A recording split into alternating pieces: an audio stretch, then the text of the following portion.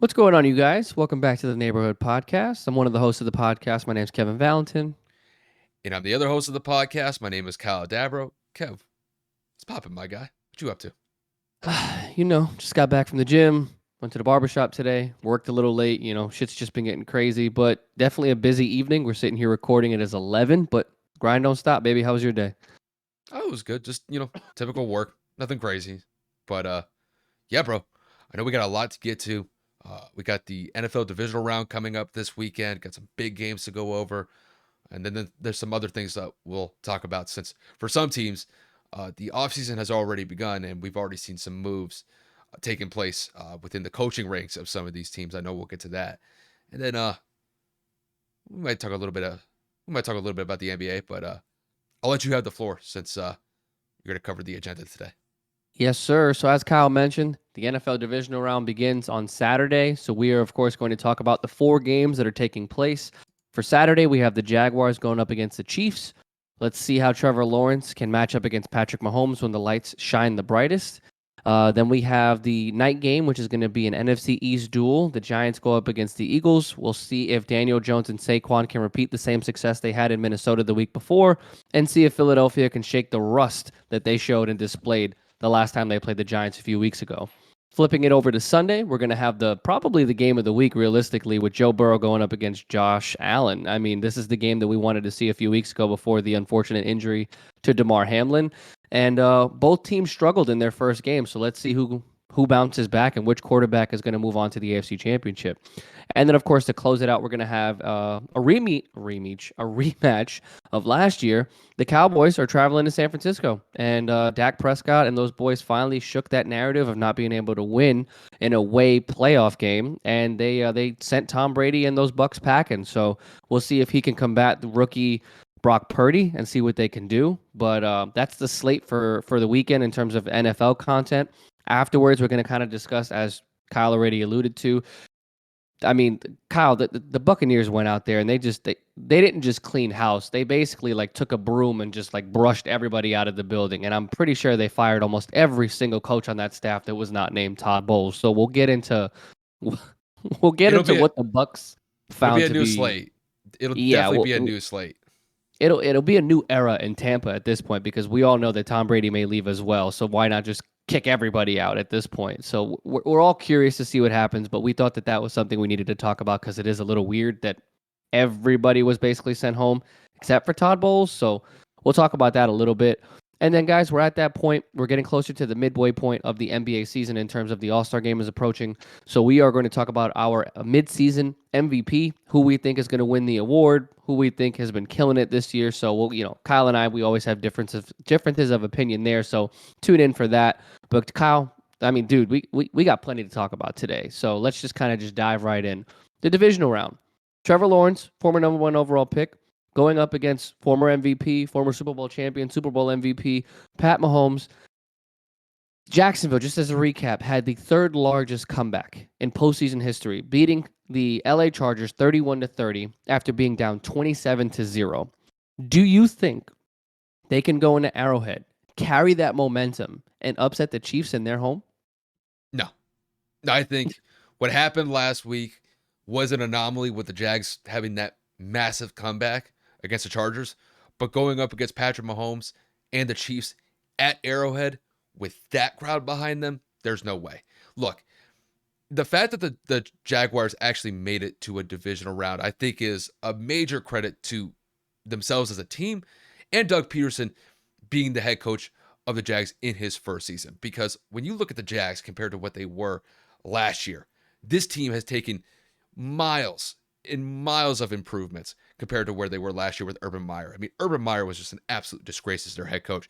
And Doug Peterson, to his credit, has provided stability.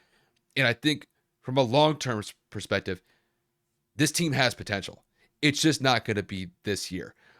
This is going to be a good way to really keep the momentum going with them getting to the divisional round. But I think this is where their success is going to run out for this year, simply just because Patrick Mahomes and the Chiefs, they have real expectations to possibly go for another Super Bowl this year. And the way that I see it, with Patrick Mahomes having the year that he had, he's probably going to win another MVP just because the numbers back it up. Threw for over 5,000 yards, had over, I believe, 40 touchdowns this year. And the Chiefs finished as the number one seed in the AFC, and they had one of the best records in the NFL. Now, when it comes to the Chiefs, obviously, with them having the only bye in the AFC, there is that possibility of them displaying a little bit of rust when this game does kick off this weekend. But I think they may deal with that rust for like a drive or two, and then I think they'll be fine from there on out. So, the way that I see this game playing out from the first quarter to the end of the game is I think Jacksonville's going to try to establish getting out early. And I think this is going to be a complete antithesis of what they went through last week, because when they went up against the Chargers, they were down 27 to nothing, like you said, Kev, in the lead up.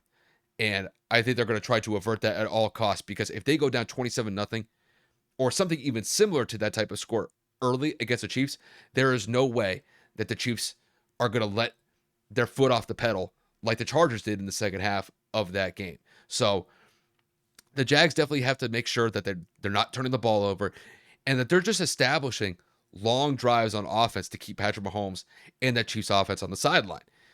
I don't foresee that happening, just because I do believe that Chiefs defense in the early stages of the game is going to get after Trevor Lawrence, try to force him into some situations where he throws an errant pass, and that Chiefs secondary could come up with some turnovers.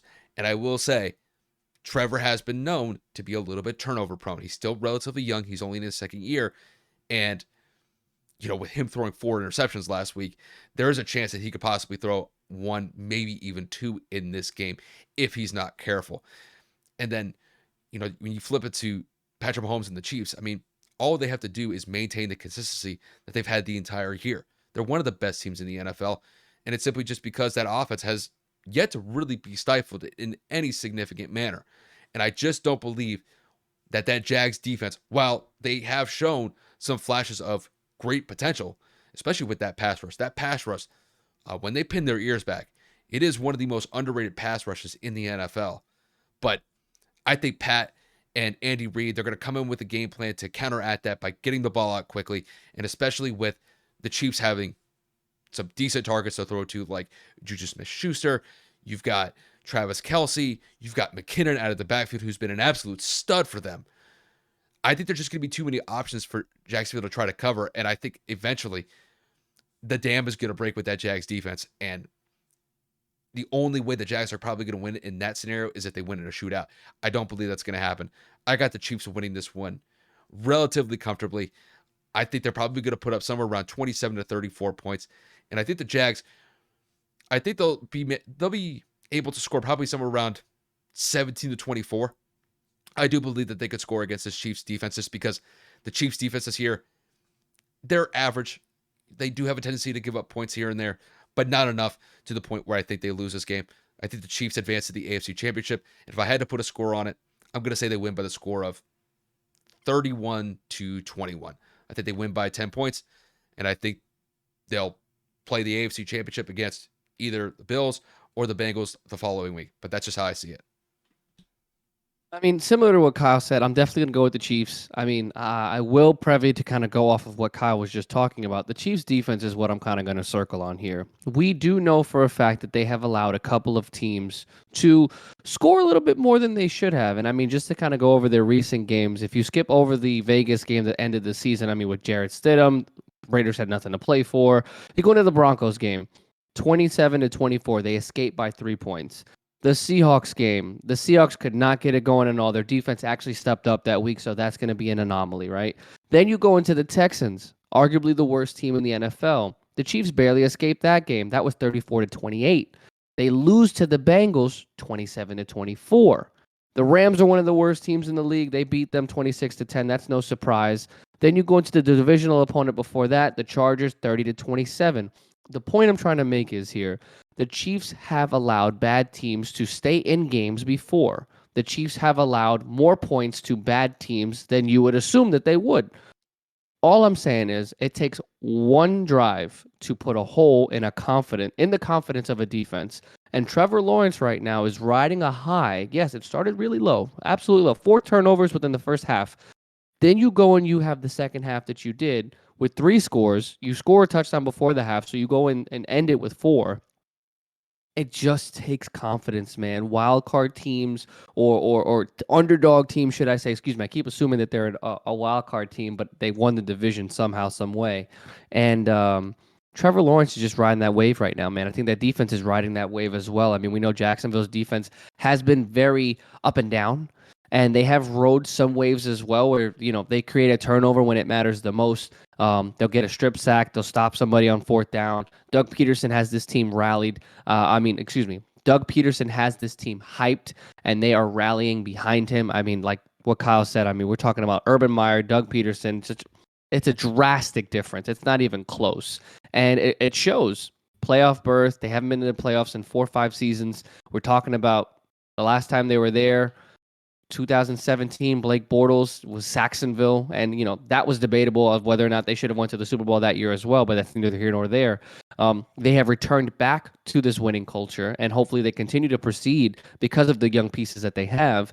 And then you flip now to Kansas City, number 1 seed in the playoffs, number 1 seed in the AFC, potential MVP favorite in Patrick Mahomes, Andy Reid, Eric Bieniemy, the offense best tight end in the game with Travis Kelce. They lost Tyreek Hill, didn't matter. Juju Smith-Schuster, Valdez Scantling. Everybody stepped up when it mattered most. Traded for Kadarius Toney. Sky Moore is there as well on special teams and sometimes on certain 3rd down situations and formations. The point of what I'm getting at is the Chiefs are such overwhelming favorites that it's like people are saying that it's not feasible, it's not possible. The only point I'm trying to say is if Jacksonville were to start this game off hot, I wouldn't be surprised if they kind of gave the Chiefs a run for their money because of how much they have struggled this season against lesser teams. For whatever reason, if that defense can't stop Trevor, and if Jacksonville's defense continues to ride that second half that they had, they can't start off slow against this team. The Chiefs, when that offense gets going, they're damn near next to impossible to stop, especially Patrick Mahomes. If you can find a way to maybe force a turnover, get a couple of 3-and-outs here, give Trevor Lawrence the ball and that offense to get into a rhythm, despite being in enemy territory, this game will be a lot closer than people think. I think this is going to be a very impressive game. If it ends up being a blowout, it's not going to be a surprise. I'm just saying I can't just sit here and rule out the possibility of Jacksonville making this a game. Yes, I have the Chiefs winning. I don't think it's going to be by 3 or anything like that. I think it's going to be by comfortable margin, like 7 to 10 points. It just depends on how Jacksonville is going to approach this game. You have to be conservative with the ball, but you also cannot turn the ball over against this football team. You give Pat more attempts, that's going to be points on the board without a doubt.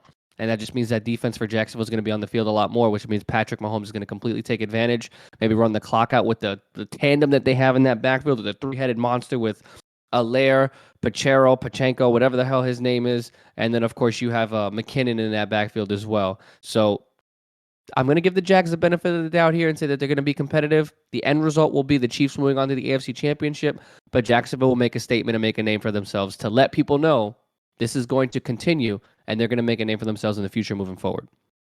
I just want to make 2 quick points about really how both these teams I think are going to play out this game.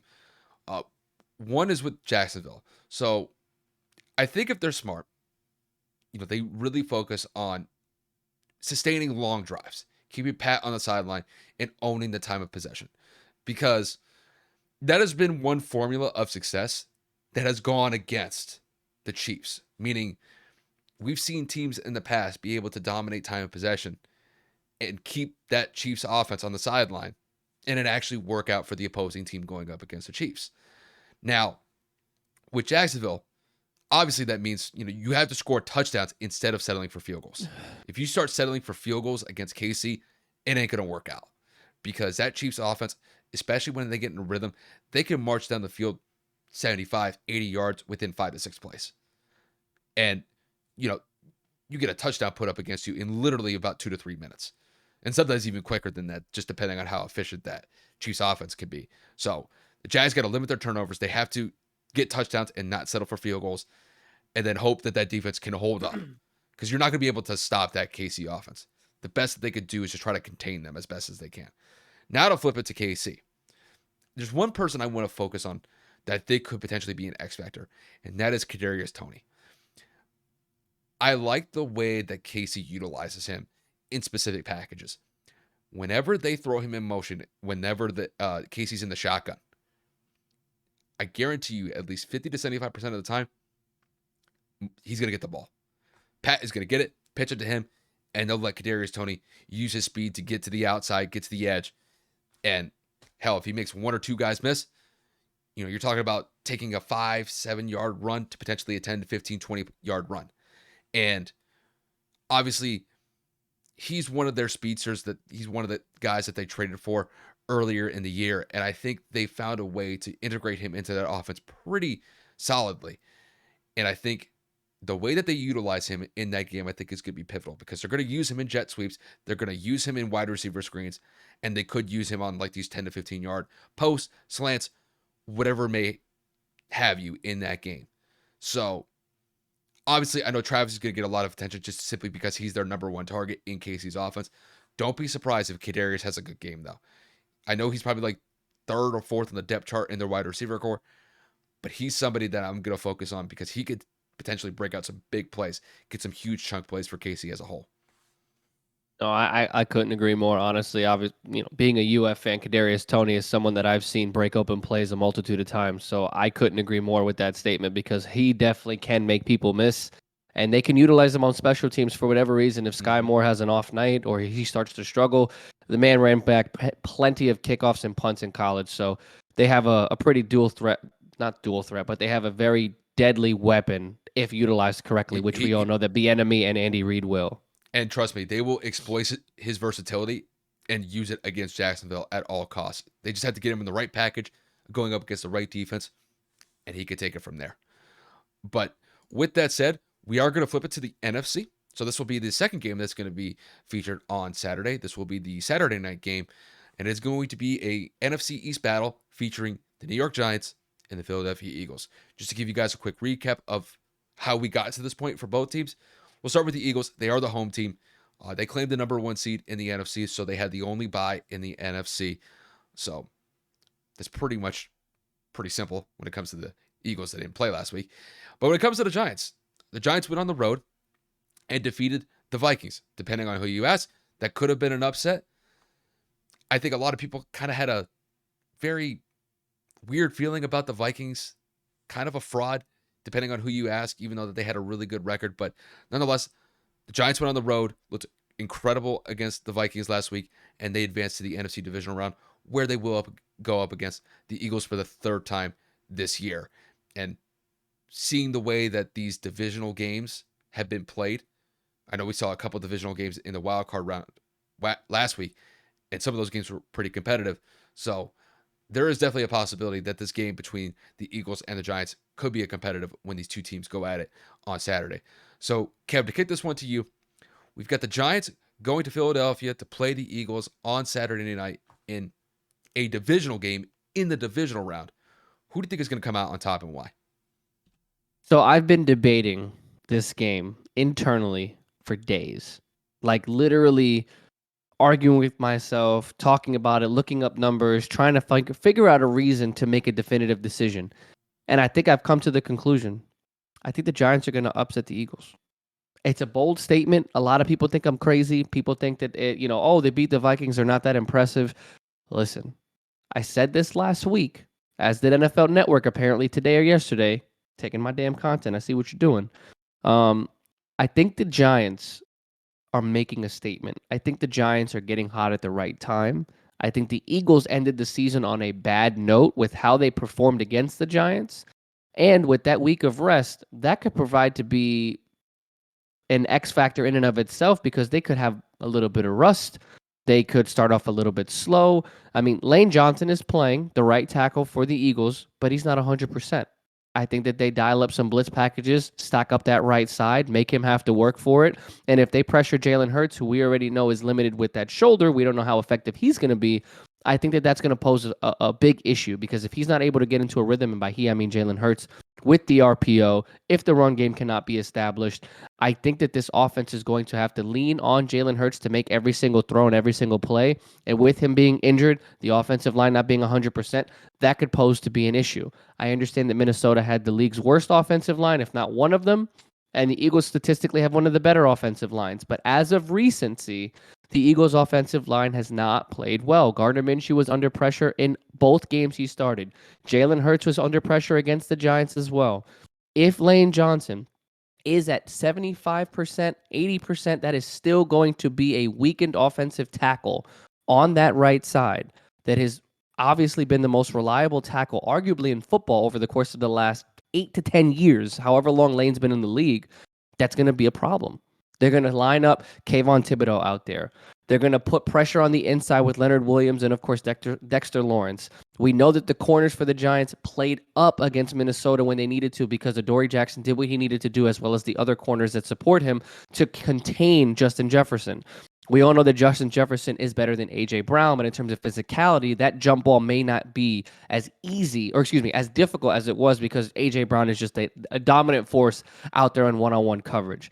If this Giants defense can find a way to create 3-and-outs and pressure on Jalen Hurts, I think with the Eagles' lack of rush defense between Daniel Jones being mobile and Saquon Barkley, for whatever reason, being on an absolute mission, I think that they eat up the time of possession in this game because you cannot dial back and have Daniel Jones throw the ball almost 40 times against the arguably the best secondary in football with Bradbury, Slay, if Gardner Johnson is available for this game, and so on and so forth. The linebackers in this game are going to be critical as well because you are going to see Daniel Jones rely on the tight end in the middle of the field. As they love to play man coverage, you're going to have to run a lot of misdirection routes. I mean, a lot of crossers, a lot of slants. You're going to have to make these linebackers cover. And we all know that Isaiah Hodgins showed out in Minnesota last week. But again, Minnesota's defense is not the Eagles' defense. I will switch it to Philly on how Philly is going to win. Philly has to take advantage and get Jalen Hurts into that rhythm. Get him into a couple of easy throws. Let him get comfortable. Let him feel like he's back in some kind of a groove. Get A.J. Brown his targets to get him involved. And then, of course, as the double team approaches, which we all know that it will, you got to start attacking other receivers. He sometimes becomes one-dimensional and he starts to feed A.J. too much. Then you start to lose track of Dallas Goedert. You start to forget that you also have the availability of Quez Watkins and the vertical threat. And then, of course, you have Devontae Smith. We all know he's probably one of the better route runners in the league. So they have to take advantage and distribute this ball evenly, and you have to run the ball with Miles Sanders. You cannot just have Jalen, similar to what I said about Daniel, you cannot have him drop back and throw that ball 40 times. You need to get him into a groove, and you cannot also have him putting himself out there with that shoulder injury with the consistent RPO, quarterback sneaks, draws, whatever it is that Sirianni likes to dial up. You have to be cautious because I know it's the playoffs and it's win or go home. If he gets hurt in that first half, that first quarter, that first drive, you're done. Your hopes and dreams are gone with Jalen Hurts. I'm not saying it's going to be a blowout. I think this game is going to come down to the absolute wire. We have seen New York do this before, especially in 2007. They went to Dallas. They beat the number 1 seed. Ironically enough, it's a divisional opponent again at this point. We've seen Daniel Jones make big plays when need be, and Saquon Barkley is that guy. If they keep the ball away from that offense, if that defense can pressure the quarterback, I think that Philadelphia gets upset because they're just not ready for it. We've seen them play down to certain opponents. We've seen them lose to teams they shouldn't have lost to. Especially with this week off, it could help or hinder them. And in this case, I think it's going to give them a little bit of rust. Daniel's going to get into a hot start. And I think that the Giants are going to move on to the NFC Championship. Yeah, I feel kind of the same way. I was kind of split about this game simply just because it is a divisional game. And seeing how the Giants played against the Vikings last week, they were impressive, especially from an offensive perspective, because the Vikings, granted, they have one of the worst defenses in the NFL. They couldn't find an answer to slow down that Giants offense. And, the Giants are putting up 30 plus points against you when you're the home team. That's a bad look for the Vikings. But I'm actually going to go the opposite way here. I am going to pick the Eagles. Very similar to how you outlined. It's going to be a very competitive game. Typically, when we see these divisional games, I'm not talking about the divisional round. I'm just talking about where two teams from the same division have played each other in the playoffs this year. They've been very competitive. We had the Bengals and the Ravens last week, went down to the wire. The Bills and the Dolphins last week. That was a crazy shootout game. I think with this one, it's going to be competitive like those other games. But I still am going to favor the Eagles simply just because I think they have some advantages over the Giants. And I don't think the Giants are going to be as successful against the Eagles as a whole as they were last week to the Vikings. So I'm going with the Eagles simply because I just have more faith that the Eagles are going to be able to establish consistency on the offensive side of the ball, like the Vikings were able to do against the Giants last week. But the biggest thing for me is the Eagles defense is going to play miles better than what the Vikings were last week. Like I already said, the Vikings have one of the worst defenses in the NFL. When it comes to the Eagles have a much better defense. And I think overall, they will do a much better job to be able to contain this Giants offense that did put up 30 plus last week. My biggest thing when it comes to the Eagles defense is I think their game plan is going to be very simple. Stack the box, contain Saquon Barkley, and force Daniel Jones to beat you. And granted, I will give Daniel Jones credit. He went on the road last week and proved to be the quarterback that honestly hasn't really shown me to be up until this point in his career. He went on the road, he played A+ football and made the plays that needed to be made. When you compare that to the rest of his career up to this point, he hasn't really done that consistently. So I'll give him credit there. But going up against the Eagles and that defense on the road with that hostile environment that Philly brings game in and game out with their fans, I think it's going to be a much more pressurized situation for Daniel Jones. And I think there's a potential that he's going to slip up in this game. I'm not saying he's going to be the sole reason why the Giants lose this game.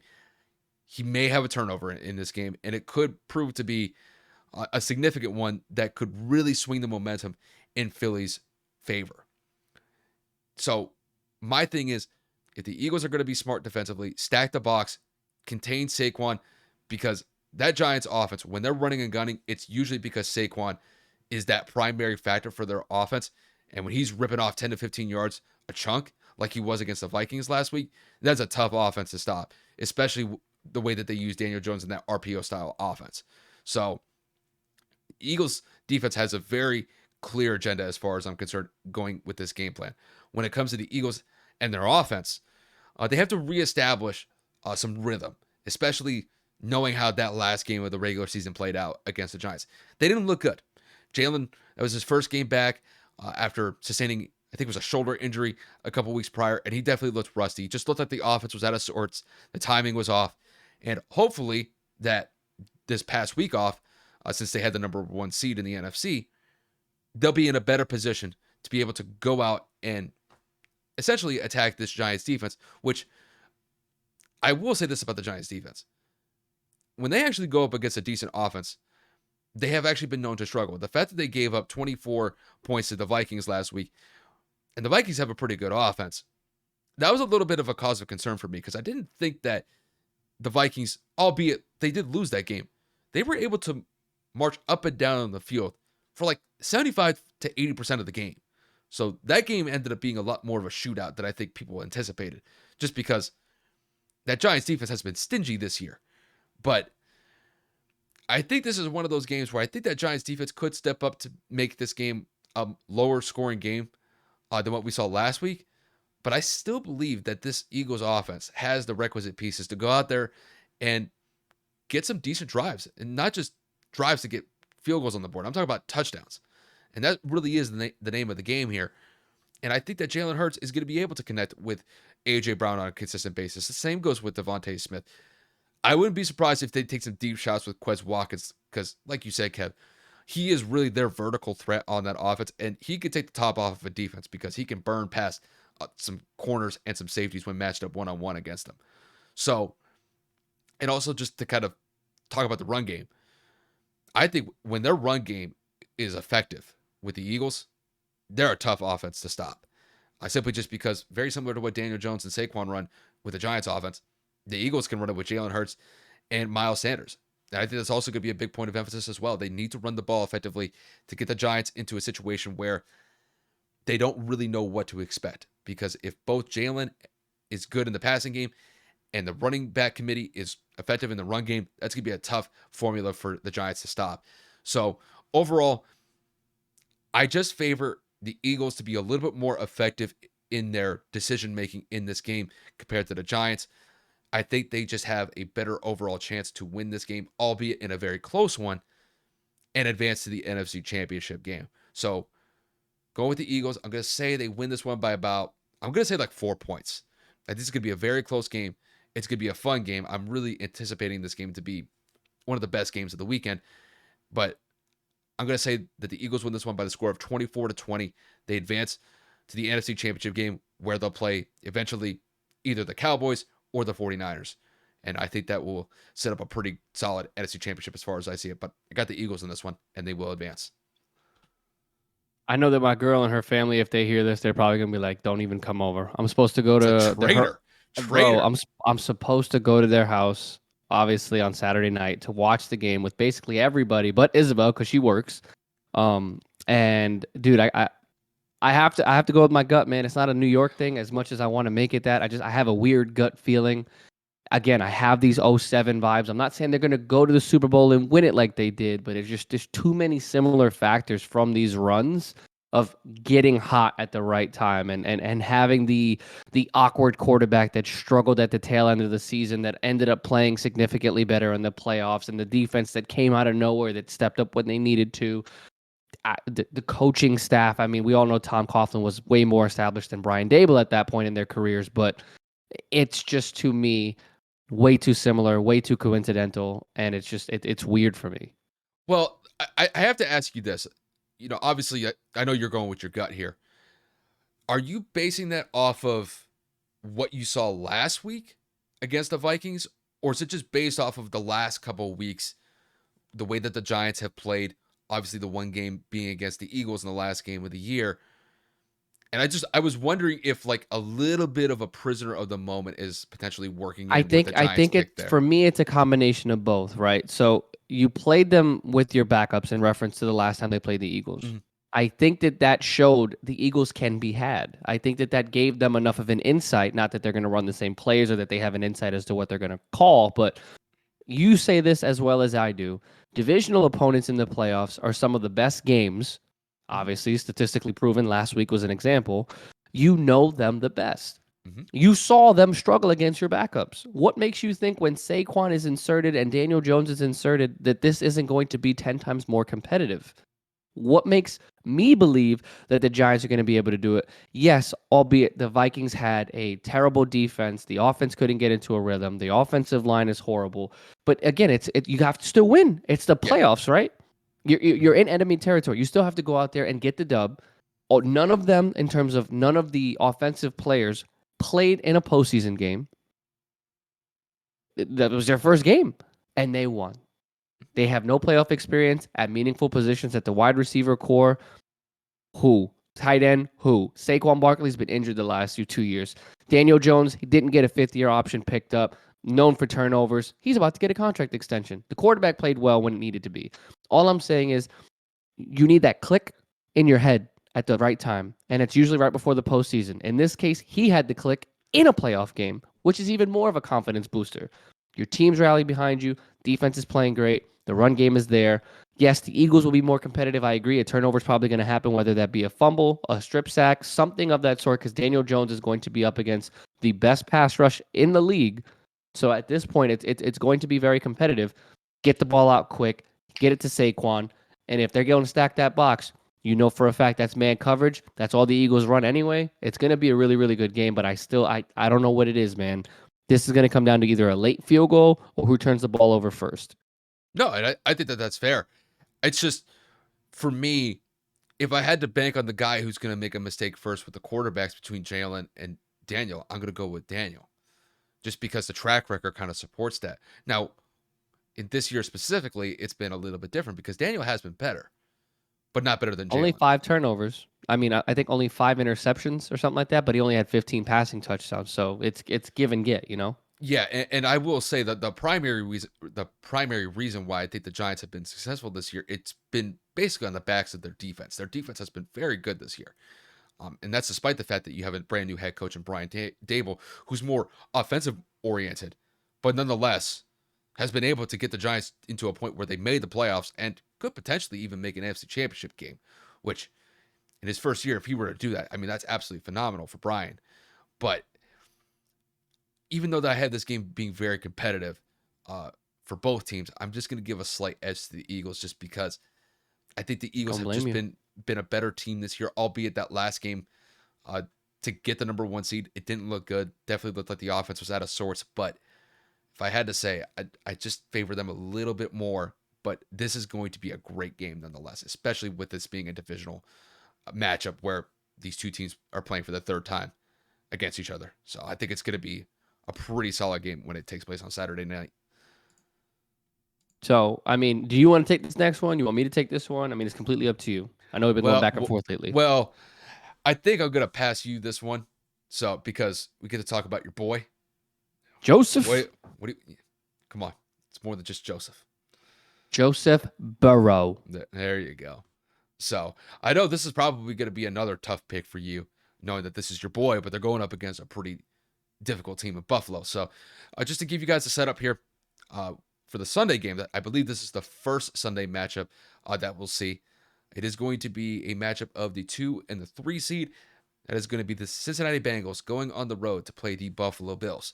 To give you guys the run up to this game, we'll start with the Bengals. They are the number 3 seed. Had a pretty competitive battle in that wild card round against the Baltimore Ravens last week. I will say that the Ravens damn near completed a Hail Mary at the end of that game that could have made that game quite interesting at the last second, but that did not happen for the Ravens, unfortunately for them. The Bengals advanced in a very competitive wild card game to get to this divisional round. When it comes to Buffalo, Buffalo had quite the game against Miami. That game went up, down, sideways, side to side. I mean, however you want to describe it. Buffalo really kind of went on a roller coaster ride in that game. But Buffalo was able to escape with a 3-point victory against a third-string quarterback in Skylar Thompson. They won that game by the score of 34-31. Obviously, turnovers kind of reared their ugly head against Buffalo in that game. And that's something that I imagine Kevin and I will talk about at length when we get to the analysis. But nonetheless, Bengals, Bills, this is going to be a great game. Probably the best game that we have on the slate this weekend, simply just because when you got Josh Allen and Joe Burrow going at it to potentially advance to an AFC Championship game, that's going to be a phenomenal game, no matter how you slice it or dice it. So, Kevin, to get this one to you, we've got the Bengals going on the road to Buffalo to play the Bills in this AFC divisional round matchup this weekend. Who do you think is going to advance to the AFC Championship game and why? Another game, like I said before, that I've been debating back and forth with and thinking about. Unfortunately, I have to go against my boy because Kyle and I did make the prediction that Buffalo was going to win the Super Bowl this year. I'm going to stand by that statement because I firmly believe that Josh Allen is one of the best quarterbacks in the league. I feel like this defense is going to find a way to adjust. And I also feel like this is not going to be the same game that they had against Miami. I don't think that Cincinnati has the pass rush that Miami did. I don't think that Cincinnati is going to be able to make Josh turn the ball over as much as he did. I mean, Cincinnati struggled against a backup quarterback as well. Cincinnati has injuries on the offensive line as well. Now I know what you're thinking. Josh Allen was sacked 7 times last week too. Joe Burrow was sacked 4 times. He was hit 6 times. He was pressured throughout the game. They couldn't run the ball at all. We all know Buffalo was able to shut Miami's rush offense as well in terms of limiting them in rushing yards per carry as well as total. So I think that that's a perfect formula. Fix up some of those mistakes, clean up some of those play calls to put Josh in those bad situations, and you have yourself a great game. I think that the wide receiver matchups are great across the board. You have Stephon Diggs on one side, Jamar Chase on the other, Dawson Knox, Hayden Hurst, Joe Mixon, Singletary. I mean, it's going to be a great game no matter what. I just think that Buffalo's defense is better than Cincinnati's. And I think that with the injuries to the offensive line, Joe Burrow is going to struggle. I think Joe Burrow is going to have a turnover of his own, if not 2. I think that they're going to be struggling to rush that ball and create a run game of sorts because they have not been able to get Joe Mixon into a rhythm over the course of the last few weeks. I think that, of course, as I've said the last couple weeks, last month or so, the DeMar Hamlin situation has Buffalo riding a high, a motivational factor, so to speak. And I think that they are going to try to win this year for him as well as for their own aspirations. I mean, you obviously aim every year to win a Super Bowl, but when you have something like that in your corner, an emotional support system, whatever you want to call it, that pushes you a little bit extra. And then when you have a game as bad as Josh Allen did last week against a team he should not have struggled against, I think mentally he's going to look at it and say, I can't mess this up again. I can't have errors like I did last week. I want to face Patrick Mahomes in that next round. I want to go to a Super Bowl. I want to show everybody that I can be that quarterback. And, we all know that Joe Burrow has the capabilities, but we all know that offensive line you live and die by. So if you're going to be pressured and you're going to be if you hurting like that all game, I think that's going to be the formula for failure. And if you're going to sit there and ask Joe to throw that ball 40 to 50 times, that's just more dropbacks for him to get pressured, potentially hurt and hit. And if you become one dimensional, you just drop back everybody in the zone coverage and watch him make some mistakes. So again, this was a tough pick for me. I think that Buffalo wins a close one as well. I think it's going to be somewhere along the lines of maybe 6 to 10 points, 7 to 10 points, because Buffalo might pull away depending on what happens. But I got the Bills advancing to the AFC Championship. I think this is going to be a consistency over the next 5 to 10 years. You're going to see this rotate between Burrow, Mahomes, and Allen on a consistent basis. We had Mahomes versus Burrow last year, and we may even get Mahomes versus Allen this year in another rematch. But as of right now, in this divisional game, I have the Bills moving forward into the AFC Championship. Showing no loyalty to your boy whatsoever. I'm How showing dare loyalty. you? I'm showing loyalty to my initial preseason pick. I'm not changing up. I firmly stand by it. How you gonna go against your boy like that? How? I think I said why. Don't fuck with me right now. I'm just playing. But no, Kev, I'm with you 100% on this one. I'm going with the Bills in a very competitive game. I think this has the potential to be the best game of the weekend as far as I see it.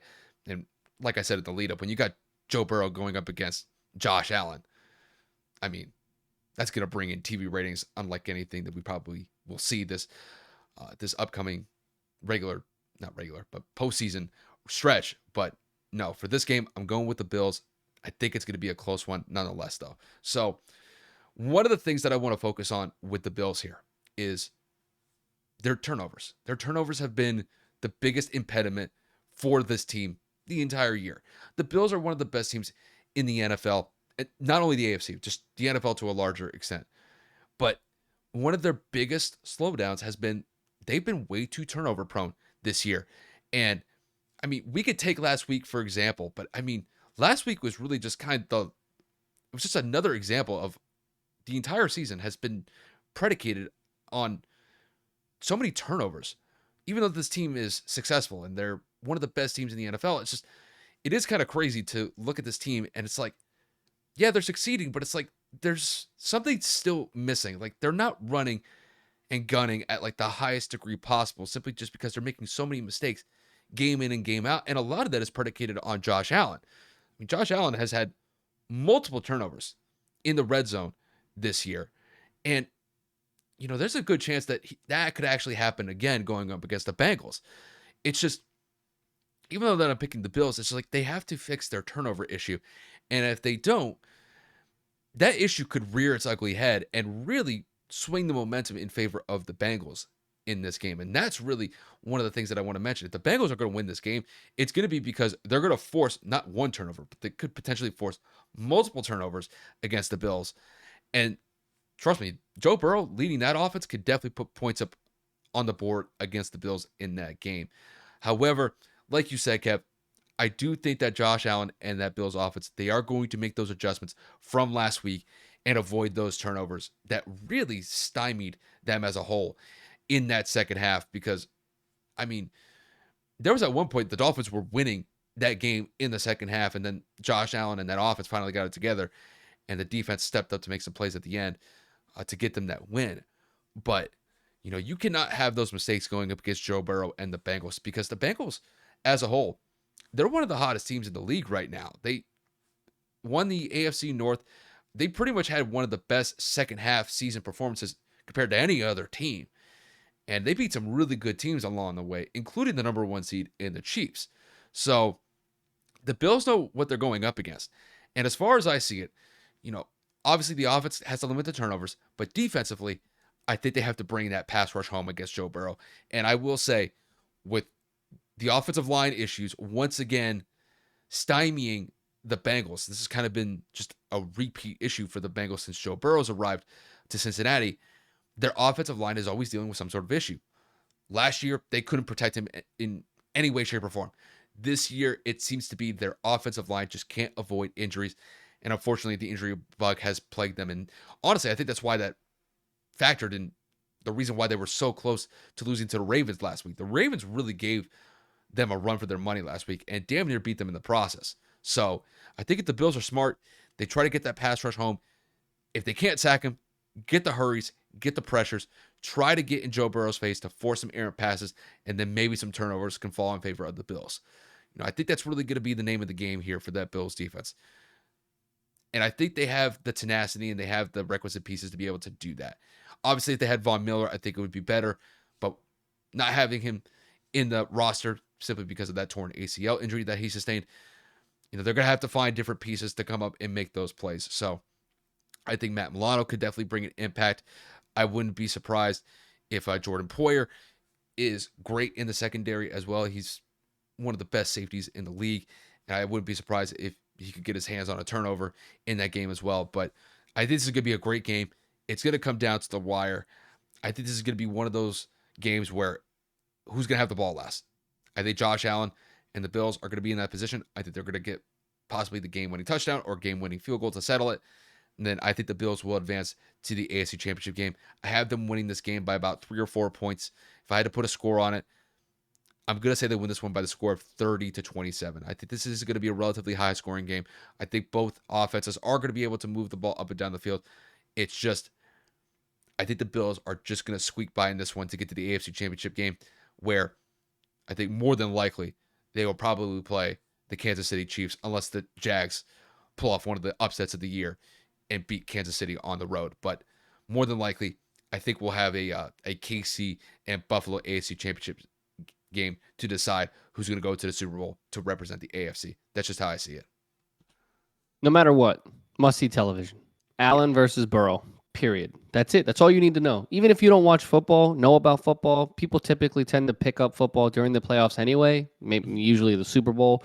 But I mean, if anything, right, if the Super Bowl ends up being ass, this is going to be a variation of the Super Bowl because of the potency of this offense, because of the types of quarterbacks you're looking at. It is literally both of these quarterbacks, you can make an argument for a top 3 spot. You can make an argument all of them can be number 2 because we all know Patrick Mahomes is number 1. Mm-hmm. But once again, got to see this game. But there is another game we have to cover, and that is going to be the Cowboys and the 49ers. The Cowboys, albeit it was the Buccaneers, they shook off that narrative that they cannot win on the road in the playoffs. They found a way to not only win, but dominate the Buccaneers in every way, shape, or form, in every facet. Dak Prescott gets another victory, but when you flip it to the other side, 49ers kind of played with their food a little bit. They kind of like let the Seahawks gain a little bit of momentum, got a little bit of confidence. DK Metcalf had himself a good game. And then they said, you know what? I'm tired of playing. I'm bored. Let's go spank that ass. And the 49ers went out there and they dominated like we all know that they had the potential to from the beginning. Christian McCaffrey had a good game. The rookie Brock Purdy continues to win. So this is shaping up to be a pretty solid game. So Kyle, I'm going to ask you, does Dak Prescott continue the success that they had last week? Or does Brock Purdy continue to ride this wave and carry this defense into an NFC Championship berth? Oh, I'm going with the 49ers all day in this one. I think when it comes to the 49ers, I think they're the best team in the playoffs right now, simply just from an overall team perspective. The way that their offense has been running with Brock Purdy as a starting quarterback, they haven't skipped the beat. And as far as I see it, I mean, Kev, he hasn't lost a game yet. In relief for Jimmy G, he's been nothing short of phenomenal. And you tie that with what the defense does, basically on a game in, game out basis. I'd be hard pressed to pick any other team to go up against the 49ers right now and beat them. And even though the Cowboys, they have a shot to win this game, I just don't see it happening in this one. And I will say, when it comes to the Cowboys, they had a phenomenal performance last week against the Buccaneers. Honestly, that may have been one of the best games I've seen Dak Prescott play. And I will say that the Bucs defense this year, they showed flashes of being a really good defense, and just Dak took them apart. Dak was phenomenal in that game. He was able to hit pretty much a wide range of targets, no matter who it was, consistently throughout the game. And the Bucs had no answer. But this is a different beast entirely with the Cowboys going up against the 49ers. The 49ers probably had the best defense in the league right now. If you don't think that they're the best defense in the league, you have to consider them in like the top 2 or top 3, depending on who you ask, because this defense is special. They have the pass rush, they have the linebacking core, they have a good secondary. All 3 levels of that defense, they have that tenacity, they have that grit, and they can force turnovers at will. And knowing Dak Prescott being one of the more turnover prone quarterbacks this year, I would not be surprised if that 49ers defense forces multiple turnovers against Dallas in this game. And to kick it to Brock Purdy in the offense, I think going up against this Cowboys defense, even though that the Cowboys defense was phenomenal last week against Tampa, they went up against Tampa. Tampa's offense has been inconsistent the entire year. Brock Purdy leading this 49ers offense, they've been extremely consistent the entire year.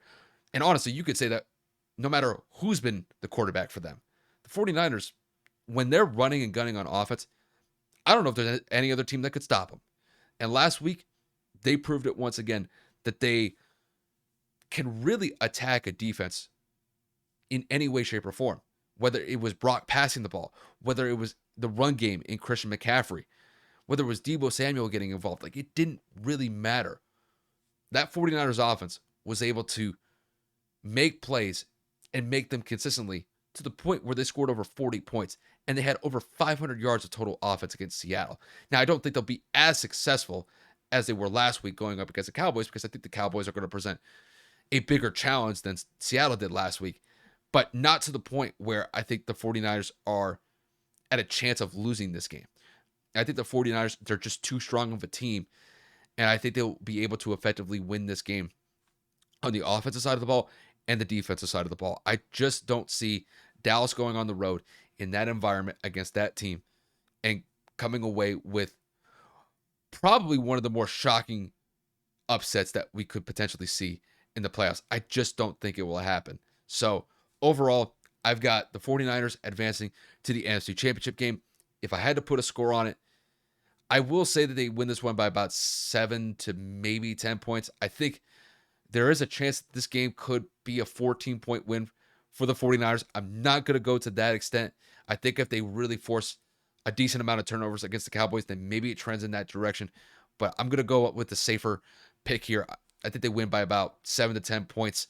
If I had to put a score on it, I'm going to say they win this one by the score of 34 to 24. Like I said, I think the 49ers are one of the best teams in the playoffs right now. To me, I think they are the best team in the playoffs right now. And I think they have a really good shot to make the Super Bowl with the roster that they have. This team is loaded. I don't think the Cowboys are going to be able to stop it. And who knows? There may not be a team that could slow the 49ers down at this point. That's how good they are. And I think they will advance to the NFC Championship game because of that. So I'm going to mirror my partner here. I have absolutely 0% chance of the Dallas Cowboys coming out victorious. And people want to make the argument, well, you know, the Giants beat the Vikings, and the Vikings are one of the worst defensive teams in the league.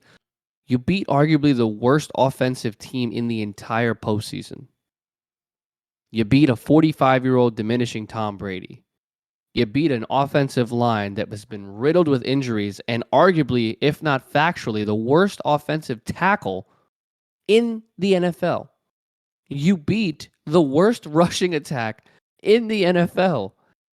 You beat the only team in the postseason that had an under 500 record. Congratulations. You beat a road opponent. That road opponent happened to be the Tampa Bay Buccaneers.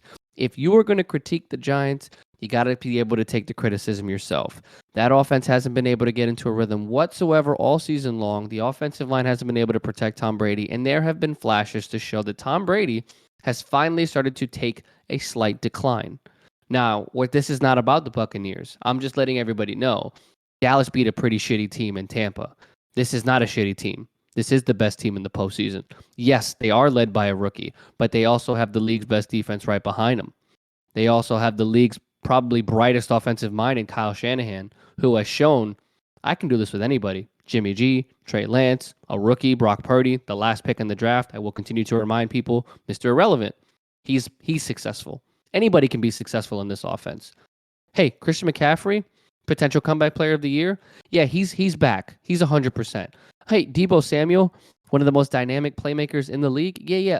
He's healthy. Oh, George Kittle, one of the best tight ends right behind Travis Kelce in the entire NFL. Oh, that's right. They have him too. Oh, there's somebody else I'm forgetting. Oh, he has a brother. He plays for the chart. Oh, that's right. The defensive player of the year, Nick Bo. Yeah, he's there too. Stop me when I get annoying because this is the point I'm trying to make. Dallas is up against a juggernaut. Dallas is going to try to ride this emotional high. There's not an emotional high to ride. You beat a crappy team. Dak Prescott leads the league or is tied for the league in turnovers in terms of interceptions. 23 touchdowns, 15 interceptions. It's a pretty bad ratio if you ask me. Oh, well, he missed 5 games. That could have evened out or that could have gotten even worse. So the argument goes back and forth. If is a very big word when it comes to sports because it's 50% positive, 50% negative. Now, the running attack is going to struggle. Tony Pollard and Ezekiel Elliott are one of the best duo running backs in terms of thunder and lightning because Zeke is a downhill runner and Tony Pollard is more of an outside pass catcher as well. But he eclipsed the 1,000-yard mark, so shout out to Tony Pollard. San Francisco has the best rush defense in the NFL. Point blank, period. So good luck with that. And at the end of the day, I think Dak Prescott is going to have at least a turnover or two. I think that they are going to absolutely annihilate that offensive line in a multitude of different ways. They have multiple blitz packages. They have multiple pass rushers that can get open, or get to the quarterback on one-on-one coverage. I mean, D'Amico Ryans has this defense swarming, active, and just alert in all facets of the word. So yes, they started slow last week. I think if Dallas gets into a rhythm early, it could pose to be a threat because this is not the Seattle Seahawks and Geno Smith.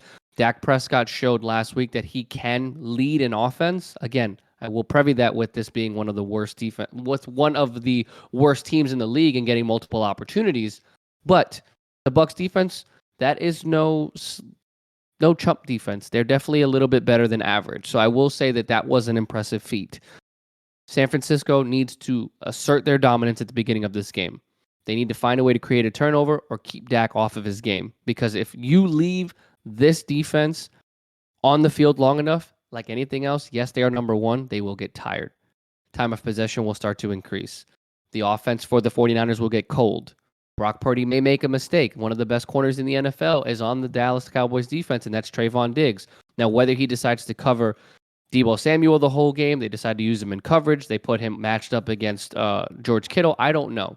But all I know is if Brock Purdy finds a way to struggle, that inexperience starts to settle in, Dallas could make this game competitive. I don't think that they will, but there are possibilities.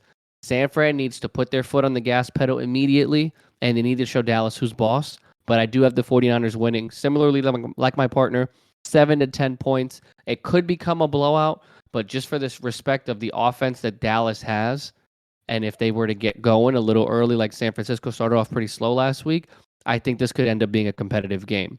I have it being not a blowout, but a pretty decent margin of victory. I'm just saying the potential is there, but Brock Purdy and these boys move on to the NFC Championship. Yeah, I don't think I could go against the 49ers right now. You'd be I stupid think to. the only team I know that we picked the Bills to not only make the Super Bowl but to win the Super Bowl. I think those are one of the very few teams that could actually beat San Francisco right now. I'm not so sure about Cincinnati going up and beating San Francisco. You can maybe consider the Chiefs just because of Patrick Mahomes and that offense. But defensively, I think they would struggle against San Francisco, knowing how effective that San Francisco's offense has been. So, to me, in the NFC, I don't even know if the Eagles can compete with the 49ers. I just think the 49ers are that good. And until Brock, screws up in a game, which I have not seen from him yet, he's been very poised since filling in for Jimmy G. And I think if he just continues to win at this clip, Kev, I know we talked about this before. There's going to be a quarterback discussion about who should be the starting quarterback moving forward for San Francisco because I think that they found something really solid in Brock. And I know that they have Trey, and more than likely Jimmy's going to be on the way out. But I think Brock has definitely made this quarterback situation in San Francisco very interesting. And if he continues to win, that's only going to favor him in the long run, especially knowing how well and really how poised he's been the entire year. He's been phenomenal. The conversation has already started. Let's be frank. He won a playoff game. The conversation, you can make the argument, has already begun. The turmoil internally in San Francisco, you know that John Lynch is saying, shit, this guy keeps getting hurt. This guy's going to get a payday. This kid just potentially won us a Super Bowl. It's a head scratcher for any GM, any head coach. And with Kyle looking at the option saying, it's not my call. I can work with anybody here. It's going to be, again, the front office's decision. And of course, Kyle's going to have to try to manage the narrative of, is it going to be a competition? Is it going to be the nod for Trey Lance coming back because he hasn't had a fair shot? I don't know. San Francisco has made quite a bit of a mess. And I think that they got lucky that Jimmy decided to stay and that trade value and that market kind of fell to shit because of that shoulder injury. If this is Purdy starting the entire way behind Trey Lance, I don't know if they have this much success. So again, you can make an argument for either case. All I'm saying is the discussion has already started, and the more playoff games this kid wins, I think he is solidifying his job more and more and more. I think that's fair. I couldn't have said it any better myself. Kyle, this next one, I already talked a little bit about the Buccaneers. So we're moving on from the divisional topic, and we're going to get into this crazy news that has come through from Tampa. So the Buccaneers started the offseason, obviously, in the lieu of Tom Brady with the press conference that he had. We don't know if that was goodbye to football, goodbye to Tampa. So that rumor of where he's going to be has already begun. The next thing, the Buccaneers fired damn near every single coach on their staff. And with this being, your favorite player of all time's team, you being a little bit more in tune with this Tampa Bay team as a whole, what are your thoughts on Tampa firing everybody? Well, I think just from a general perspective, I'm not saying this wasn't expected. I think to the degree that this was expected, that's a little bit different. So, more than likely, Brian Leftwich was probably going to be on the way out as the OC, just seeing how ineffective Tampa's offense was this year. I mean, Kev, in Brady's first 2 years with Tampa, they were scoring 28 to 30 points a game. They were one of the best offenses in the league, and the stats reflect that. He threw for, I believe, 43 touchdowns in each season those first 2 years. This year, he didn't crack 30. So there was a major drop-off from Tom's production. And when it comes to the Bucs offense as a whole, I mean, they took a massive drop-off. They became one of the worst offenses in the NFL, especially with running the ball. Kevin, they were averaging 60 to 70 yards rushing per game. That was like bottom of the barrel bad in the NFL this year. So it doesn't surprise me that Brian Leftwich got the boot here. But, Kev, let me just go over the list of coaches that left on top of Brian Leftwich. We had their specialist coach, Chris Boniel. I'm probably screwing up his last name. He got cut. Wide receivers coach, Kevin Garver. He's gone. Offensive quality control coach, Jeff Castle. He's gone.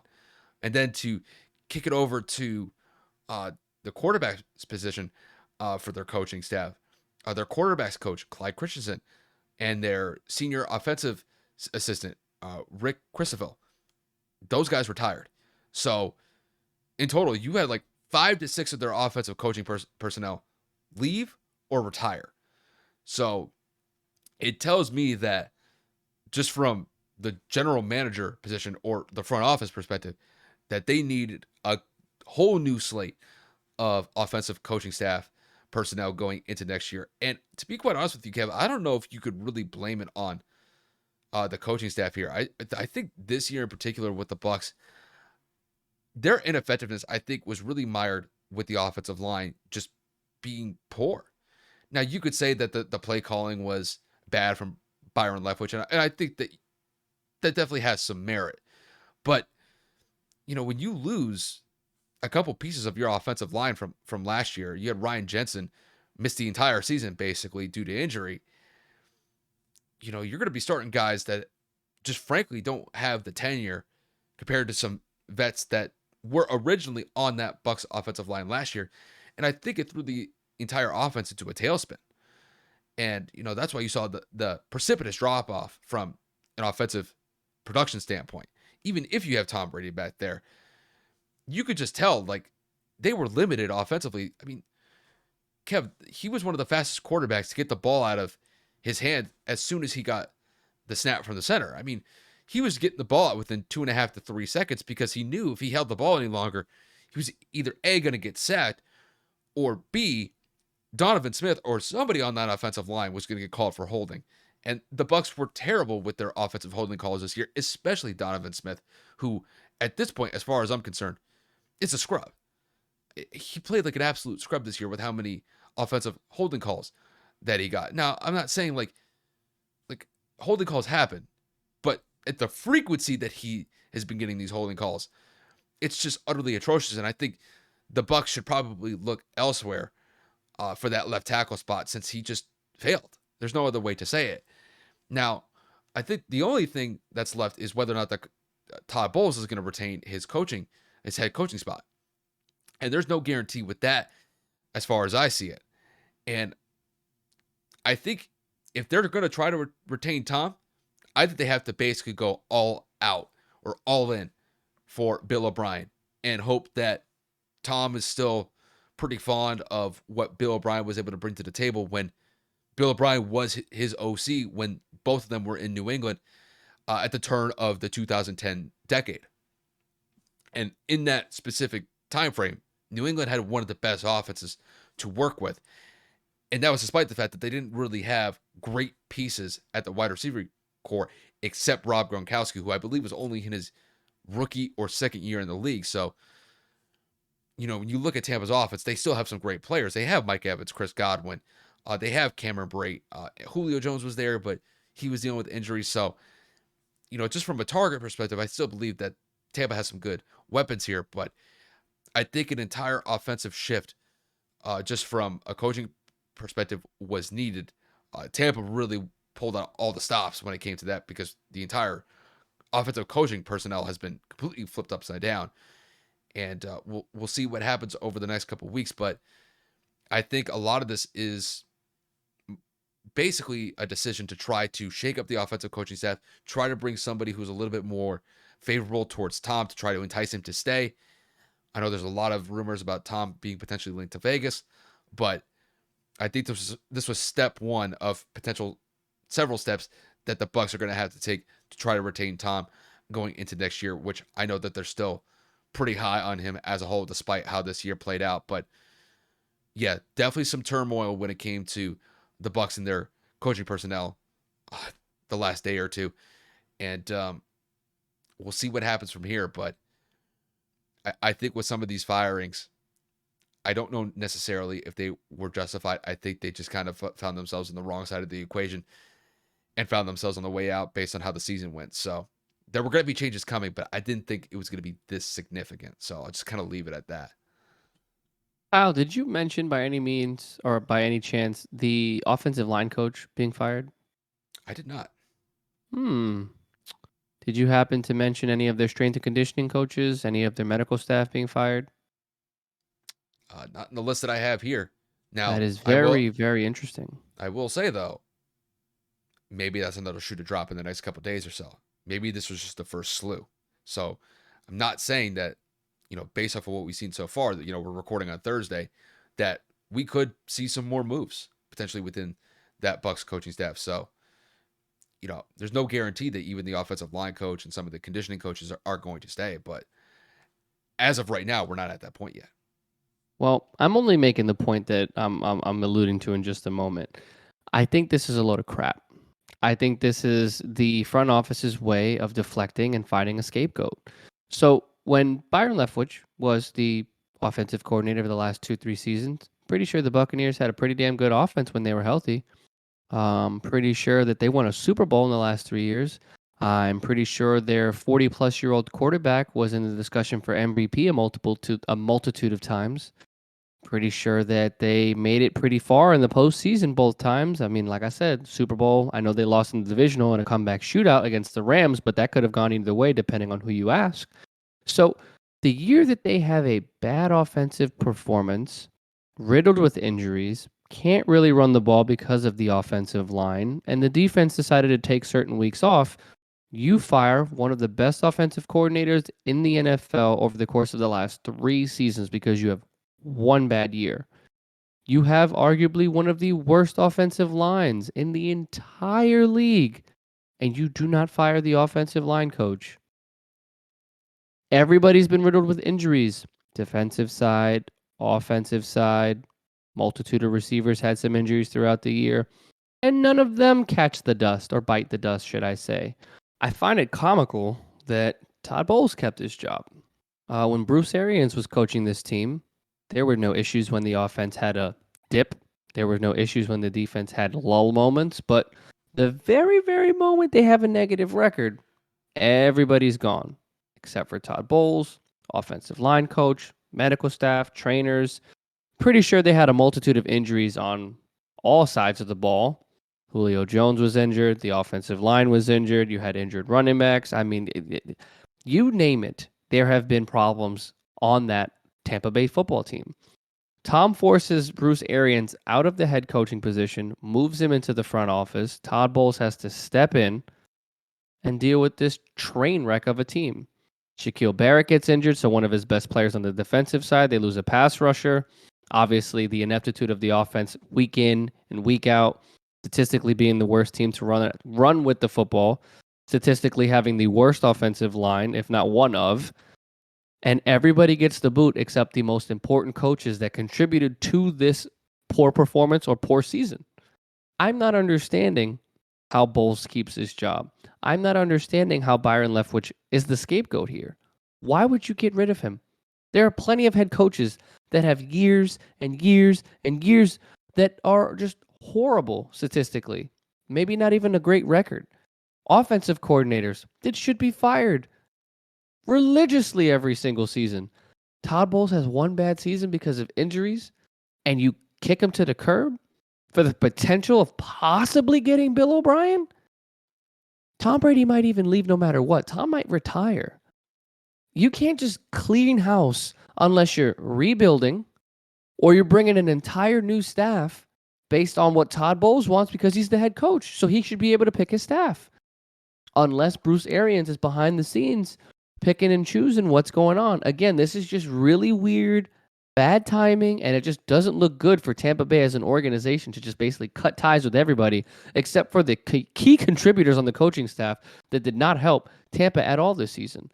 I think Tampa's in shambles. If Tom decides to actually fully retire or leave, I think this is the full 100% green light to say, all right, our era for the Super Bowl has closed. Time to start a rebuild. That means everybody else has got to go. No more remnants of this team has to stay. Again, if Todd Bowles gets moved back to defensive coordinator because that defense still found a way to do something and keep them in games, I think that would be fair. But you're going to need a new quarterback. You're going to obviously need to be building up that offensive line again. You're going to need a brand new, complete coaching staff. And who's to say that half the people on this team that were just signed to contract extensions don't want trades, don't want out, don't want to be released, whatever the case may be. We have seen teams and players hold organizations hostage. So we have no idea what's happening in Tampa. It's just a really bad look, and I think it's kind of silly. Yeah, I honestly think that Tampa's kind of hanging on by a thread here. And even if Tom were to come back next season for Tampa, there's no guarantee long term that he'll be there after next year. So I think if Tampa's smart, they try to entice him to come back for one more year and maybe just go all in for one more run and then blow it up after that. But man, it's just they're kind of like in this. It's weird. Like I think they're kind of like in this limbo stage of do we, like you said, potentially blow the team up to start rebuilding for the future, or do we try to hold on for one more year to potentially go for another Super Bowl? And unless they make some wholesale changes on the offensive line, I don't think they're going to get back to a Super Bowl. If Tom's there included, I don't know if that's even going to happen. So I think it's I, done, man. They had I, their opportunity the first 2 years. yeah, and I think, I think to kind of like bring this back to the Tom part. I just don't see him returning to Tampa unless he's got some assurances. Nope. And Not after that turmoil. I think, we're not going to really go into depth about Brady here and what he's going to do this offseason, but there could be some greener pastures outside of Tampa, but I don't Fact. rule Tampa out entirely. No, But not at all. but with that said, we're going to transition to our last segment of the episode. It's going to be an NBA one. We're going to go over our current MVP, I guess you would say, ranks right now. We are basically at the halfway point, maybe a little bit past it, uh, knowing that we're in the middle of January. We got the All-Star game approaching pretty soon. And Kevin and I pretty much do this every single year. We'll pick a mid-season MVP. We've got some great candidates out there, both from the Eastern Conference and the Western Conference. But Kev, I ask you this pretty much every year, so I'll kick this one to you. Who do you believe is the MVP in the NBA right now at this current moment in time? Man, I feel like I'm a broken record, and I know that it's kind of been the same thing for the last 2 seasons, but the man just continues to do it over and over and over. Nikola Jokic at the center position once again is at the top of the MVP voting, is at the league's highest for rebounding, assists, scoring. I mean, the man is averaging 25, 11, and 9.7 assists. So basically, a walking triple double at 6'11", while at the same time, the man is doing everything in his power to keep the Nuggets at the number 1 seed. The Nuggets' overall record in the Western Conference, by the way, 32-13, currently on an 8-game win streak, 9-1 in their last 10. They have the best home record in the NBA at 21-3. Oh, and the reason his scoring has gone down from last season, he got his best friend back in Jamal Murray. The Nuggets are firing on all cylinders. This man, Nikola Jokic, is doing it in every facet of the way you can possibly imagine, especially in the statistical categories that matter the most. As a center, you got to rebound, you got to block shots, you got to be efficient from inside the paint. And I mean, if you have a couple of assists here and again, which obviously he's well overachieving because he's averaging 10, I would say that this is, again, he's making a case to get a third MVP in a row. Is he blowing you away with 30 points a game? Not at all. But there are games where he has flashes, 30 plus. He had a 40-point game. I think he had a 40 and 20 game, which was just absolutely nuts a couple of weeks ago. And again, he is a rim protector. So he plays the center position traditionally and non-traditionally. Because let's be frank, what center in NBA history won back-to-back MVPs and got better each and every season without the second best player on the team? It's not his fault that Jamal Murray was hurt. It's not his fault that Michael Porter Jr. is made of glass. The Nuggets are finally getting healthy at the right time. They're going into the All-Star break within the next couple of weeks as the number 1 seed. And Nikola Jokic, rightfully so, is at the top of the MVP leader discussions. I mean, you can't ask him to do anything else, honestly, on this team, other than actually play every single minute, every single second, and score all their points, because he's doing it in every statistical category that matters. Kev, I am going to agree with you. I mean, at this point, I think that Jokic has proven himself to be the leader. It's just when I look at some other players out there in the NBA, I think we do have to mention guys like Luka, uh, Jason Tatum, Giannis are definitely in that discussion. And then Absolutely. if you had to pick probably one more, maybe Joel in there, that'd be a pretty good, solid top 5 just with all the guys that we've listed there. But Kev, I remember we were talking about this last year, and pretty much I think you could say arguably that this is the same scenario from last year, that the MVP is pretty much surrounded by 3 people: Jokic, Giannis, or Embiid. I think this year it's a little bit different because now we have to throw in guys like Luka and Jason Tatum, who are all playing at Absolutely. elite levels. But like you said, I think it's fair to say, just based off of how effective that Jokic has been, I think he deserves that MVP leader or the number 1 spot in the MVP race at this point in time. There's one thing I do want to say, though, about Jokic. To me, Jokic, he's one of the best centers of this generation. And Kevin and I talked about this last year, where he is one of the most effective centers that I've ever seen, just with his effectiveness from shooting the ball and facilitating the ball.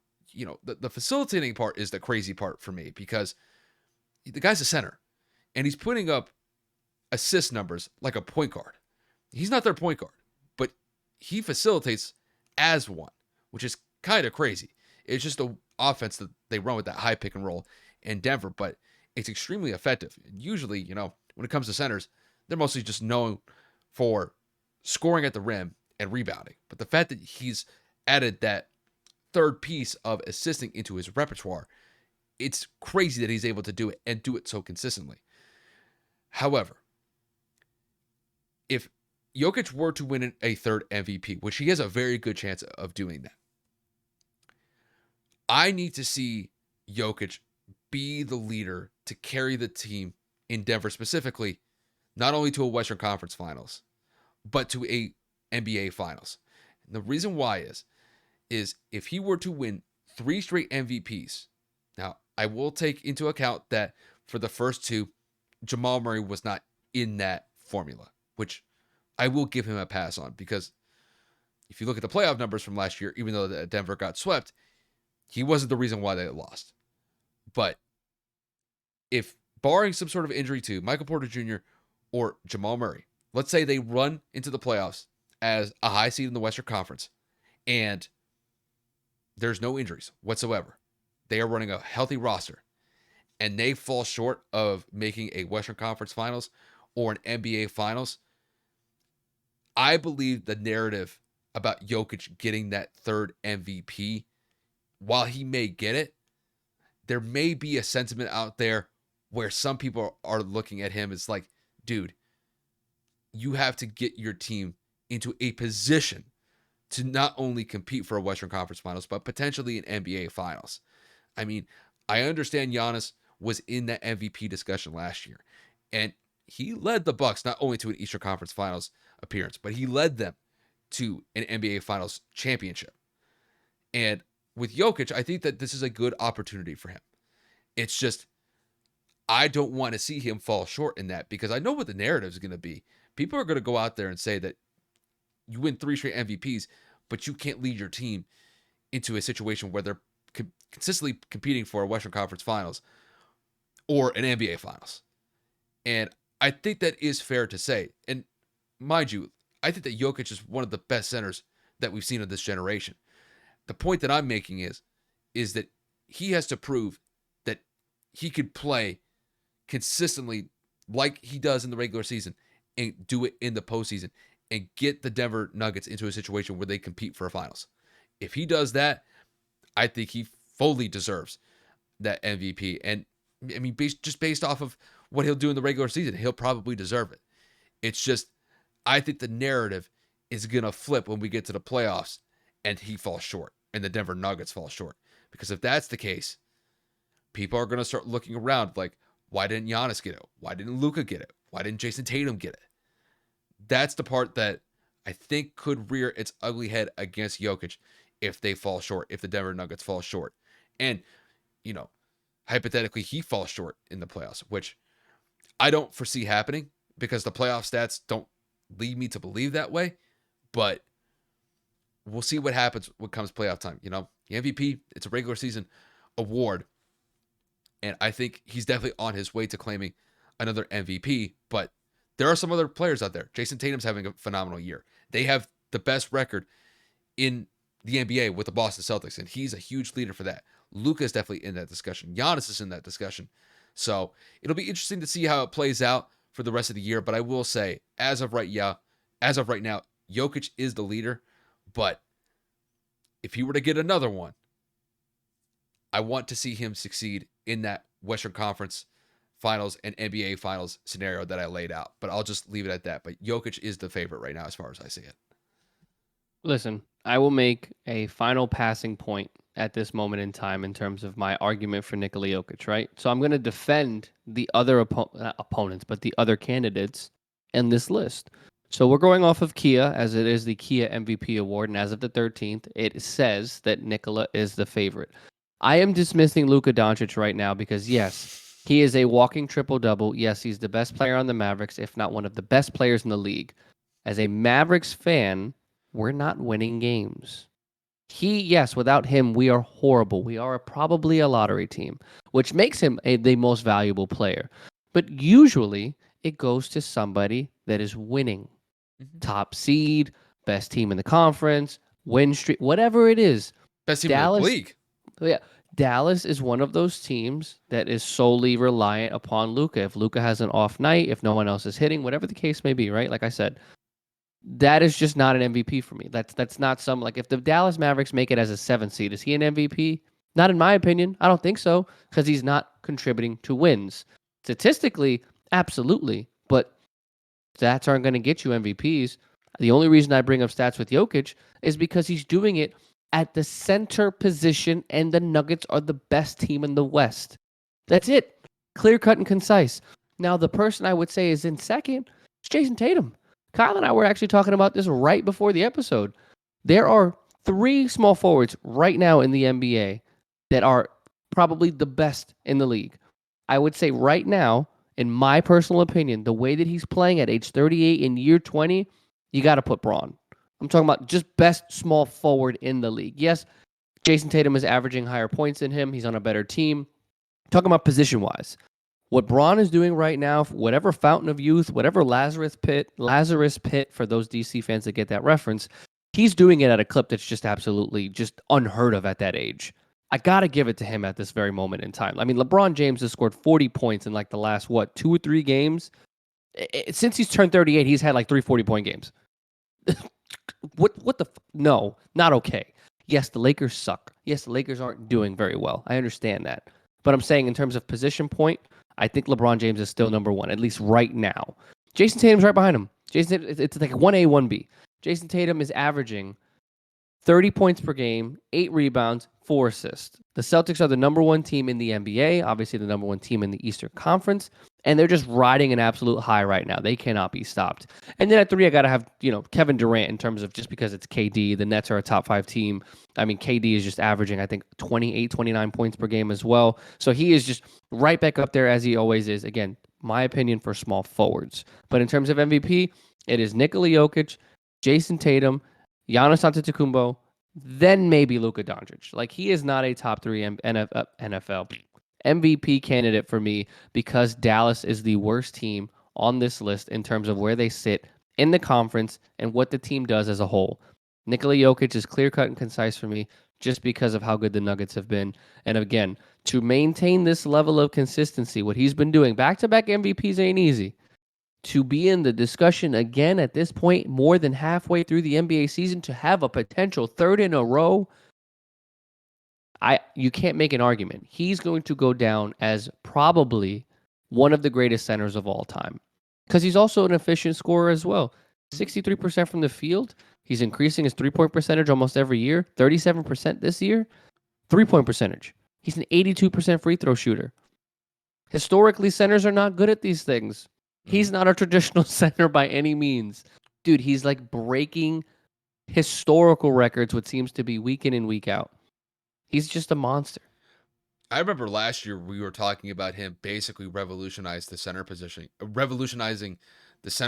unlike anybody before him. Because I mean, you go 10 years ago. I mean, Dwight Howard was probably one of the best centers in the league. And he wasn't known to shoot outside the 3-point line. He wasn't taking mid-range jumpers. He wasn't facilitating like He was Jokic. getting rebounds, blocking shots, but again, that was more Definitely. of a traditional role. Yeah, where the traditional center was a rim protector or just dominated around the rim offensively and defensively. Jokic has completely revolutionized that position to the point where it's almost like a prereq now where if your center doesn't shoot consistently from the mid-range, some even behind the 3-point line, that's almost kind of an obsolete player at that position now. So the fact that Jokic has shown this level of consistency and pushing the center position to where it's at now, that's credit to what he's been able to do. And Kev, he's still relatively young. He's in his mid-20s. 27, bro. He turns Like, 28 next month, a month from today. yeah, he's in his late 20s. Like, he's essentially in the prime of his career. He's got Oh, plenty he's in of the time. prime. He's My disgusting. my point though is if he wins another MVP and the Nuggets fall short, I think that he will probably more than likely deserve it just based off of what he's going to do in the regular season. I'm saying that there is going to be a narrative shift on him where he's winning all these MVPs, albeit deserved, but you can't get that team over the hump to a finals or to a Western Conference finals. I'm just saying there's going to be that narrative out there that is going to point towards, well, why didn't this person get it? This person should have got it because they got their team to the finals. There's going to be people, I guarantee you, that will say, if the Celtics get to the finals this year and the Nuggets don't, and Jokic wins the MVP, there are going to be a lot of people going out there and saying, why didn't Jason Tatum win it? Because not only did he prove it during the regular season that he can go toe-to-toe with Jokic, but he proved it in the postseason on top of that. Now, granted, if the Celtics didn't win the finals, if they just got to the finals, I'm just laying that hypothetical out there. There is going to be that narrative that's going to be like, maybe they didn't get that one right. Maybe. I just pulled up the I know. last 25 MVPs. The last one to win a championship and MVP in the same year was Steph Curry in 2015. Okay. I'm just saying, like, people like James Harden averaged 30 damn points a game, Yeah. scoring 50 multiple times. The Rockets ain't do shit. Like, Yeah. you know what I'm saying? Like, it's just Russell Westbrook passed Oscar Robertson in 2017, walking triple double. They didn't do anything in the playoffs. So, you know what I'm saying? Like, that's why this award, I think 1000%, it's obviously based on the regular season, but this type of situation is a perfect example why I believe, along with multiple other TV personalities, there should be a postseason MVP. Somebody that dominated through the entire postseason. I'm not talking about somebody that killed it in the first round, gets eliminated. Somebody that had a level of consistency, like a Dirk Nowitzki run in 2011. I know it's a biased opinion, but somebody that dominated in every single round at a historic pace. That award should be rewarded to somebody that makes it to the finals that has a player of that caliber. I think there should be somebody that I think quantifies that thing. that's what the finals MVP is for. And I understand there's a distinction between the postseason and the finals, but I mean, if you're talking about, like, let's say for example, this is a good one. Remember when LeBron was just absolutely killing it with his second stint with the Cavs, and Andre Iguodala Andre Iguodala, yep. won Finals MVP and not LeBron? I mean, you could have made a case that LeBron actually deserved that MVP for the It finals. wasn't a case. It should have happened. LeBron was scoring and doing everything statistically. They gave Andre that because he was the LeBron stopper. I'm pretty sure Bron almost averaged 40 points a game that I think series. he averaged like 36, 13, and 9. Yeah, Like, he was LeBron unstoppable. stopper. So I it's like, watched that very intently. There was no stoppage. Did he have a couple plays here and again where he made his life difficult? Yes, because at the time he was one of the better defenders in the league. But Andre Iguodala was not the Finals MVP. yeah, it's just, postseason MVP. I mean, if you even look at last year, was Steph more than likely the MVP of the postseason? I mean, I know it. he was doing it pretty consistently at every round, but he I did step up more in the I, finals. I'm just saying, was there anybody that you would consider outside of him to, win what you outlined as a hypothetical like postseason MVP other than Steph? Was there anybody that you would I put in mean, that category? Jason was cooking in every round.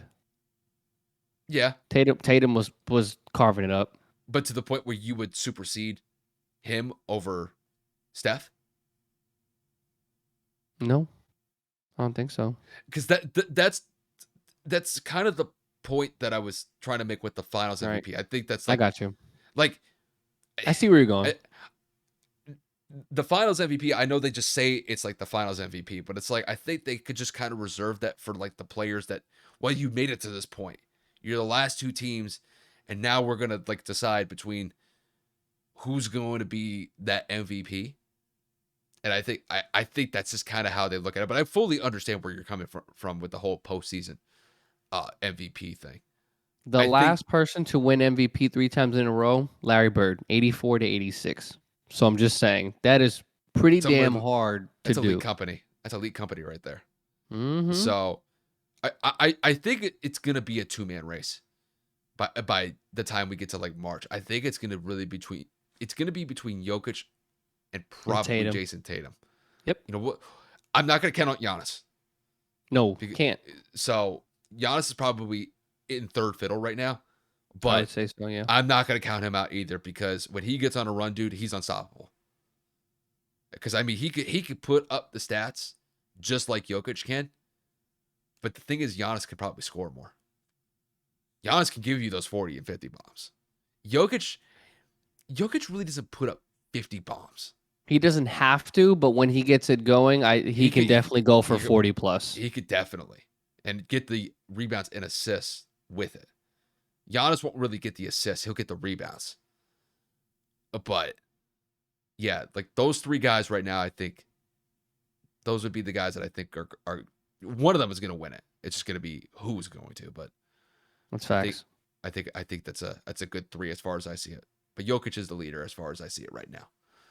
But with that said, you guys, that will pretty much wrap it up from us. I know it was a lot to get to, but hopefully you guys enjoyed it. Obviously, going into this weekend, like we already stated, we got some big NFL games in the postseason. So these division round games are going to be exciting. Hopefully, you guys get to enjoy them. And just as time goes along, unfortunately for Kevin and I, the NFL content is going to kind of be winding down because we are reaching that unfortunate end of the NFL season. But nonetheless, we are still going to have plenty of NFL content for you guys.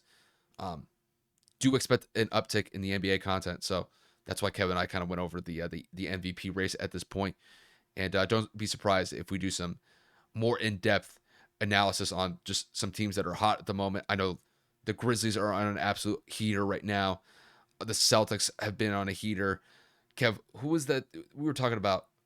There's another team that we were talking about before we started recording that was just absolutely on a tear right now. I just forget the name. We talked about Memphis, we talked about Denver, and we talked about I think Denver was the other team. I think Denver's on a 9-game win streak, right? yeah, Denver's on an 8 or 9 game win streak, and then we talked about Boston. Yeah, those are the three.